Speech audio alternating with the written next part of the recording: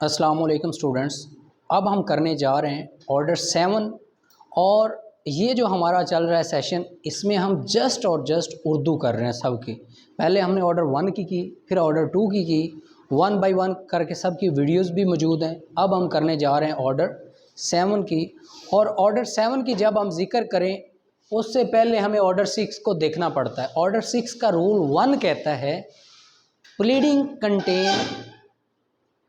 Pleading contain plaint और written statement. और ये जो ऑर्डर 7 है ये क्या है जी? प्लेंट है, जिसको हम कहते हैं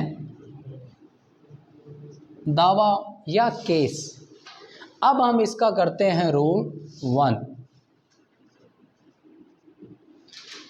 ऑर्डर 7 का रूल 1 है जी, particular to be contain in plaint. एक प्लेंट में क्या होना चाहिए? एक प्लेंट में ये चीज़ें कॉमन है जो मैं अब आपको बताने जा रहा हूँ। फर्स्ट ऑफ ऑल, अदालत का नाम। दूसरी बात वो क्या करता है? दूसरी बात करता है जी प्लेंटिफ का नाम, उसकी रेजिडेंस, उसकी वल्दियत, उसकी कास्ट, ये मेंशन हो। क्योंकि एक जगह पे एक नाम के और वल्दियत के बहुत सारे लोग होते हैं। कास्ट इसलिए ज़रूरी होती है, उस ज़ात में तो कुछ होंगे ना। ठीक है। उसके बाद है जी डिफेंडेंट का सारा नाम पता लिखना। जिसको आप केस कर रहे हैं उसका नाम, वल्दियत, उसकी ज़ात, उसकी राइश, हाउस नंबर, मकान नंबर, ब्लॉक नंबर, ताकि जो समन है, जो नोटिस हैं, वो एग्जैक्ट लोकेशन पर पहुंच सके। उसके बाद है जी आपका कोई दोनों में से कोई प्लेंटिफ है, कोई डिफेंडेंट में से कोई माइनर है, उसकी वो डिस्क्रिप्शन लिखना। और उसके बाद जो आपका गार्डियन है उसकी डिटेल लिखना। तीसरी चीज़ ये कहता है कि जो आप सब के दरमियान कॉज ऑफ एक्शन है, जो मेन चीज़ है, उसको मेंशन करना। कॉज ऑफ एक्शन को मेंशन करने के अलावा जो आपके केस के फैक्ट्स हैं वो लिखना। केस के फैक्ट लिखने के बाद जो आपका रिलीफ क्लेम किया गया एक दावे में वो लिखना। उसके बाद आपने दावे में ये भी ऐड करना है, मुर्शद जाने दे, ये भी ऐड करना है कि किस चीज़ को आप छोड़ रहे हैं और किस चीज़ को आप लेके कंटिन्यू कर रहे हैं। छोड़ने का मतलब ये है कि दावे का या क्लेम का कितना हिस्सा आपने ऑलरेडी छोड़ दिया है और बाकी जो आप क्लेम कर रहे हैं। ठीक है, सारा फोकस मेरी तरफ रखें। अच्छा जी, अब बात आ गई है जी हमारे पास रूल 2 की।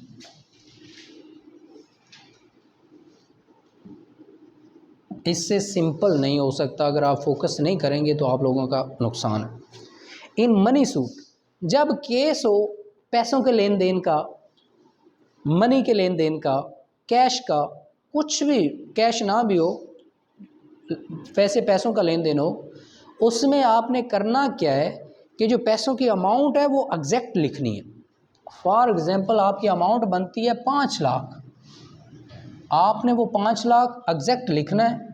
हमने 50,000 लिखा, अब 5 हुआ, तो 5 लाख अमाउंट एग्जैक्ट लिखनी। अब कुछ आपका कोई रेंट का इशू है या कोई मेसन प्रॉफिट का इशू है, यानी आपको अंदाज़ा नहीं है कि एग्जैक्ट अमाउंट कितनी बनती है, तो उसको आपने कैसे लिखना है। फॉर एग्जांपल आपको लगता है कि मेरा इसके साथ लेन देन तकरीबन 6 लाख का है, 7 लाख का है, तो आपने ये वर्ड साथ लाजमी लिखने हैं, ऑलमोस्ट 6 लाख, यानी अंदाज़न इतना है। ठीक है, ये पैसों के लेन देन। अब हमारा है जी rule 3।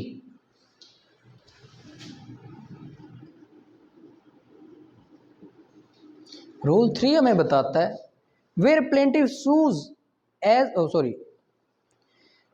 Where the subject matter of the suit is immovable property. अब इसमें यह है कि जब दावा दायर करते वक्त, प्लेंट दायर करते वक्त आपके जो केस की मेन वजह है वो इमूवेबल प्रॉपर्टी हो, कोई गैर मनकूला जायदाद हो, यानी ज़मीन हो, मकान हो, प्लाट हो, घर हो, कुछ दुकान हो, कुछ भी हो, तो आपने क्या करना है उसकी पूरी डिस्क्रिप्शन लिखनी। फॉर एग्ज़ाम्पल ये शॉप है, मशरक़ में कौन है, मगरब में कौन है, शुमाल में कौन है, जनूब में कौन है, इसकी पूरा मोहल्ले को जो पूरी डिस्क्रिप्शन डिटेल आपने देनी ताकि उस प्रॉपर्टी को पहचाना जा सके। उसके बाद है जी हमारे पास रूल नंबर 4, रूल नंबर 4 हमें बताता है when plaintiff sues as representative, यानी अगर प्लेंटिफ केस में किसी का नुमाइंदा बन के केस कर रहा है तो उसके साथ साथ उसका इंटरेस्ट भी है, तो वो केस कर भी सकता है और उसमें जितनी कार्रवाई एज ए प्लेंटिफ मेन बंदा करेगा उतनी कार्रवाई वो जो नुमाइंदा है वो उसके पास सारे अख्तियारात होते हैं। उसके बाद है जी रूल नंबर 5, 4 का ये है कि जब आप एज ए मुद्दई किसी केस को एज ए रिप्रेजेंटेटिव करते हैं, यानी आपको पावर ऑफ अटॉर्नी दिया गया है, तो आप एज इट एज केस करेंगे जैसे आपका ज़ाती है, ठीक है, क्योंकि आप उसमें पावर ऑफ अटॉर्नी लिया हुआ है। रूल नंबर 5, इंग्लिश आप लोगों ने लाजमी घर जाके पढ़नी है। अच्छा, defendant interested and liability to be shown. अब आपने डिफेंडेंट के खिलाफ केस किया है, आप उससे क्या क्लेम करना चाहते हैं, क्या उसका इंटरेस्ट होगा, वो आप दावे में लाजमी लिखेंगे। यानी कम से कम उसको पता हो कि उसके खिलाफ 5 लाख का केस आया है, उसने 5 लाख को डिफेंड करना है, किस वजह से करना है वो भी लिखना है। यानी आपने लेना है तो उसके खिलाफ 5 लाख का केस किया है ना। रूल नंबर 6,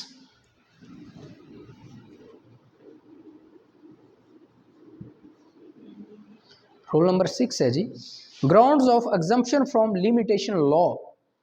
आपके दावा दायर करने का टाइम 6 मंथ है, 7 मंथ है, 2 साल है, 3 साल है।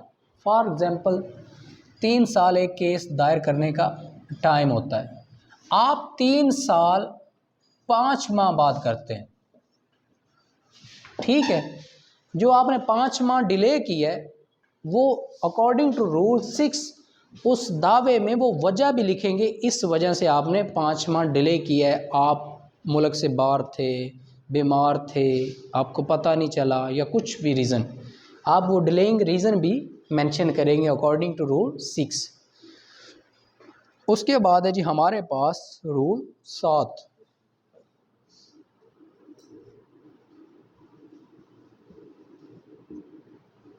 रूल 7 हमें बताता है relief to be specifically stated है।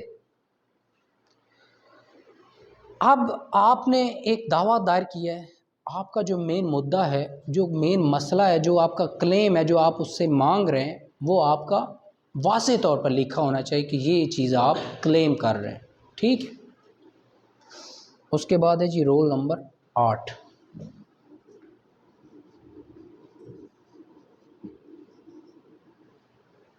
रोल नंबर 8 हमें क्या बताता है, relief founded on separate ground.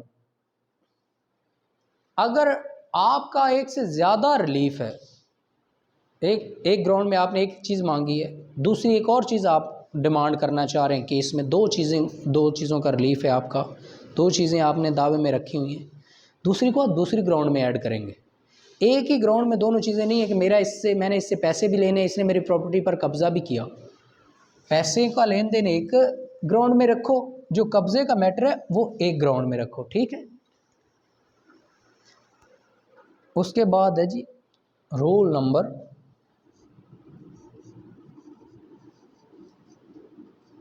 9, procedure of admitting plaint. अब जो आपने दावा दायर करना है उसमें आपने जो जो चीज़ें लगाई हैं उनका जिक्र करना है।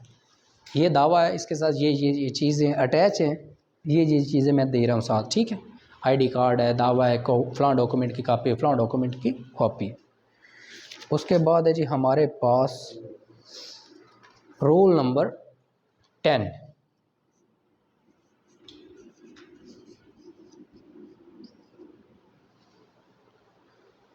Return of plaint. अब इसमें क्या है, अगर आपने एक दावा दायर किया है, जज उसको रिटर्न कर देता है, रिजेक्ट नहीं करता, रिटर्न कर देता है, यानी वापस कर देता है, तो जज क्या करेगा, उस दावे में वापस करने की रीज़न लिखेगा। या तो वो ये रीज़न भी लिखेगा और डेट भी लिखेगा कि क्यों वापस कर रहा है, ठीक है। उसमें लिखेगा कि मेरी जुरिडिक्शन नहीं बनती, लिखेगा कि या ये दावा पहले खारिज हो चुका है, लिखेगा या इसी नेचर का दावा पहले चल रहा है। तो जो भी वो जिस वजह से वो दावा वापस करेगा, ये रिटर्न है, वापसी है, तो वो रीज़न लिखेगा। या वो ये कहेगा कि आपने इसमें कॉज ऑफ एक्शन नहीं ली, तो वो जो भी कुछ होगा वो वापसी की डेट भी लिखेगा और रीज़न भी लिखेगा। उसके बाद है जी रूल नंबर 11, ये बड़ा इंपॉर्टेंट रूल है, 7-11 इसको कहते हैं। 7-11 में होता क्या है, रिजेक्शन ऑफ प्लेंट यानी दावे की खारिज पर आप बहस करते हैं। इसमें होता क्या है, जो डिफेंडेंट मोस्टली होता है वो 7-11 पर बहस करता है, या बाज़ दफ़ा जजेस प्लेंटिफ से भी मांगते हैं कि आप इस पर बहस करो कि ये दावा क्यों मेंटेनेबल है, तो आप बहस करते हैं। अगर ये भी उसी तरह रिजेक्शन ऑफ प्लेंट, इसमें भी अगर दावा जज रिजेक्ट करता है, आपने कॉज ऑफ एक्शन नहीं ली हुई, या आपने सही कोर्ट में दावा दायर नहीं किया हुआ, या उससे पहले किसी और कोर्ट में वो दावा चल रहा है, या इससे पहले ये केस ऑलरेडी ख़त्म हो चुका है इस नेचर का, वो जो भी लिखेगा जज वो सारी रीज़न लिखेगा, डेट लिखेगा, वजह लिखेगा और उसके बाद साइन करेगा, ठीक है। बिल्कुल, उसने अपने आर्गूमेंट्स देने हैं ना कि मेरा दावा किस वजह से मेंटेनेबल है। हाँ, तो अपने मेंटेनेबिलिटी के लिए बहस तो करेगा।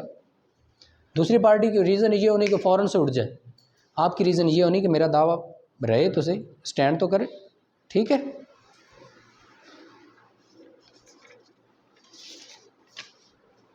उसके बाद है जी हमारे पास रूल 12, जिसको हम 12 कहते हैं।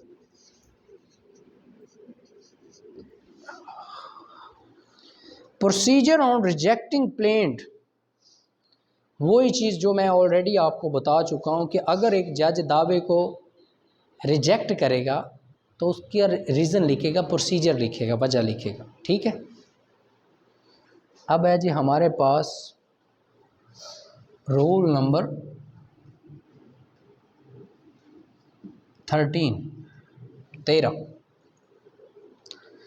where rejection of plaint does not preclude presentation of fresh suit, यानी जो रिजेक्शन ऑफ सूट है, प्लेंट है, वो आपको इस चीज़ से मना नहीं करता कि आप नया दावा दायर ना करो। फॉर एग्जांपल, आपने एक केस में ग्राउंड ही नहीं ली हुई, कोई कॉज ऑफ एक्शन ही नहीं बनाई हुई, या रिलीफ ही नहीं क्लेम किया हो, वो दावा आपका रिजेक्ट हो गया, तो आप भाई दोबारा उस दावे में ग्राउंड्स ऐड करके या कोई रिलीफ क्लेम करके उसको दोबारा नया दावा दायर कर दो, ठीक है।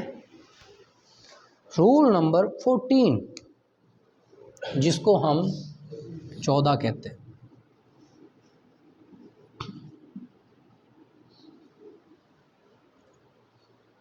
Production of document on which plaintiff sues. अब इसमें यह है कि आपने एक दावा दायर किया है, जितने डॉक्यूमेंट आप प्रोड्यूस करना चाहते हैं, जिन डॉक्यूमेंट्स पर आप रिलाई करना चाह रहे हैं, उनका साथ होना दावे के साथ मैंडेटरी है। मेंशन भी होना चाहिए, वो जो आप साथ ऑर्डर 14 वो सारे रूल्स वगैरह लगाते हैं ना, ऑर्डर 7 का रूल 14 वगैरह के वो पेजेस वगैरह लगाते हैं साथ, तो उसमें लिस्ट ऑफ डॉक्यूमेंट्स भी ऐड होती है। आप उधर आपको वो भी मेंशन करना पड़ेगा कि कौन कौन डॉक्यूमेंट पर आप रिलाई करके कोर्ट में आ रहे हैं। उसके बाद है जी हमारे पास रूल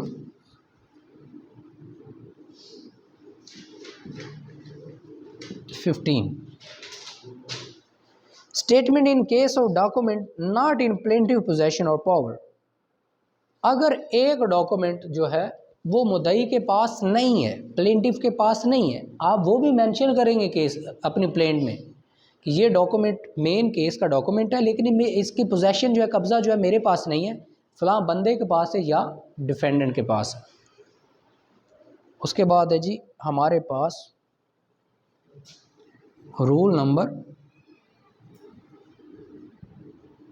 16, आई मीन टू से 16। अच्छा जी, suits on lost negotiable instrument. अब आपने किसी नेगोशिएबल इंस्ट्रूमेंट पर रिलाय करके एक दावा दायर किया है। रिलाय करने के बाद वो जो डॉक्यूमेंट है वो आप ये कहते हैं कि वो गुम हो चुका है, तो आप उसकी जो रेमेडी है वो भी ऑलरेडी क्लेम कर चुके हैं या पे कर चुके हैं। तो आप जब वो अदालत को बताएंगे तो अदालत उसको एज इट एज कंसीडर करेगी जिस तरह आपका वो नेगोशिएबल इंस्ट्रूमेंट साथ अटैच है। उसके बाद है जी हमारे पास रूल 17।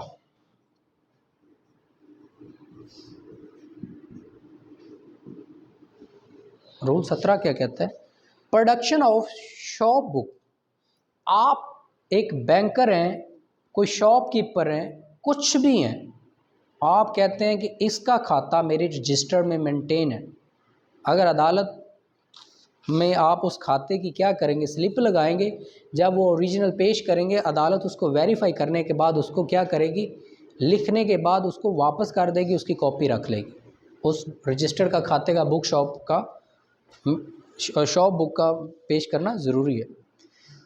उसके बाद है जी original entry to mark and return, यानी क्या करेगी, ओरिजिनल जो एंट्री है जिस एंट्री पर आप रिलाय कर रहे हैं उसको टिक मार्क कर लेगी और बाकी आपको बुक जो है वो वापस कर देगी। रूल है जी हमारे पास 18।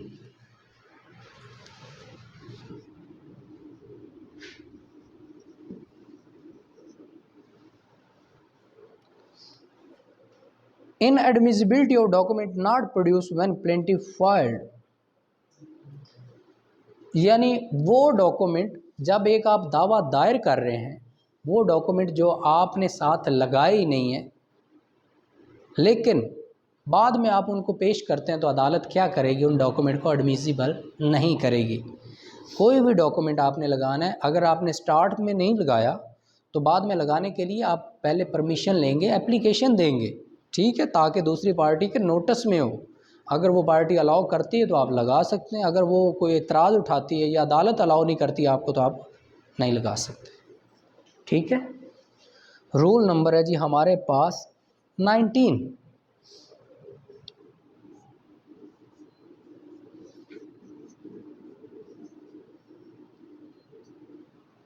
19 address to be filed with plaint. अब इसमें यह कहता है जितनी भी प्लेंट होगी उसमें क्या होगा, दोनों पार्टियों का एड्रेस एक्यूरेट होने चाहिए, ताकि अगर डिफेंडेंट की तरफ से कोई चीज़ आए तो आपको नोटिस हो जाए, प्लेंटिफ की तरफ से आए तो डिफेंडेंट को नोटिस हो जाए, ठीक है। उसके बाद है जी हमारे पास क्या है जी, रूल नंबर 20 है। नेचर ऑफ एड्रेस, एड्रेस कैसे होने चाहिए, यानी एड्रेस पूरा नाम हो, वल्दियत हो, ज़ात हो, पता हो और पते के साथ महल्ला लिखा हो, गली लिखी हो, तहसील लिखी हो, डिस्ट्रिक्ट लिखी हो, ताकि यहाँ पे पहुँचने हैं। ये नहीं है कि आप लिख दें जी महल्ला, यानी जैसे कि जी हम गार्डन टाउन में हैं तो महल्ला गार्डन टाउन, हाउस नंबर फ़लाँ और ज़िला नीचे लिखे ही ना। गार्डन तो इस्लामाबाद में भी है, कराची में भी है, यानी डिस्ट्रिक्ट तहसील हर चीज़ मेंशन करना ज़रूरी है। रूल नंबर 21 इम्पोर्टेंट रूल है। Consequences of failure to file address. इसमें कहता ये है कि अगर मुद्दई प्रॉपर एड्रेस लिखना भूल जाता है तो इसके कॉन्सिक्वेंसेस क्या होंगे। इसके कॉन्सिक्वेंसेस ये हो सकते हैं कि आपका दावा खारिज भी किया जा सकता है, ठीक है। आपको मज़े की एक बात मिल सकती है कि हैप्पी बर्थडे टू यू, आपका दावा खारिज है। अच्छा, क्योंकि आप प्रॉपर एड्रेस ना लिखने के अगर अदालत के नोटिस में आ जाए तो। Procedure when party not found at the place of address, यानी अब इसमें ये कहते हैं कि क्या प्रोसीजर है, यानी आपने समन वगैरह नोटिस पहुंचाए हैं, पार्टी उस पते पर मौजूद ही नहीं है या किसी ने उसको रिसीव ही नहीं किया, तो होगा क्या कि आप दोबारा भेजेंगे, नहीं भी जाते अखबार इश्तिहार करवाएं, चस्पांदगी करवा दें, ठीक है। उसके बाद है जी हमारे पास रूल 23।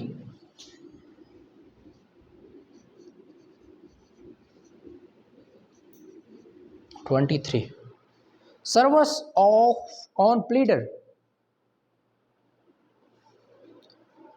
अब इसमें यह है कि जो खाली आपने, अगर आपके वो क्या कहते हैं, उन्होंने वकील एंगेज कर लिया है दूसरी पार्टी ने, डिफेंडेंट ने, तो आप पार्टी के साथ साथ वकील को भी नोटिस करवाएं ताकि किसी एक के तो नॉलेज में जाए ना बात। ये नोटिस वही समन और वही सेम है। उसके बाद है जी रूल 24।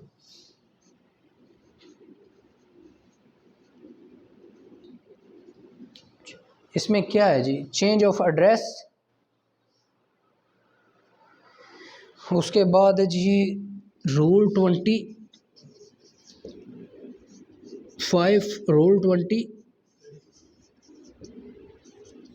25 हमें ये बता, सॉरी 24 है। 24 में ये है कि अगर आपने पार्टियों के एड्रेस चेंज करने हैं तो वो with the permission of court और दूसरे के नॉलेज में ला के करेंगी। 25 में ये है जो एक प्रोसीजर है, sorry servers by other modes, जो नोटिस करने के प्रोसीजर हैं अगर डायरेक्ट पहुंच नहीं रहे तो आप बाकी मोड्स इस्तेमाल कर सकते हैं, यानी अखबार, इश्तिहार, शिस्पांदी वगैरह के ज़रिए भी आप करवा सकते हैं। रूल 26 हमें ये बताता है कि लिस्ट ऑफ वारसान आपने लाजमी साथ लगानी है कि पता चले आप कौन है, आपके वालिद कौन है, आपके बहन भाई कितने, आपके बीवी बच्चे कितने, ताकि अदालत को आपके पूरे कुनबे का, ख़ानदान का पता हो। ये जी था हमारा ऑर्डर 7 प्लेंट, जिसको हमने इंतहाई सिंपल अल्फाज में और इंतहाई सादा अंदाज में किया है। अपनी दुआओं में याद रखिएगा। अल्लाह हाफ़िज़।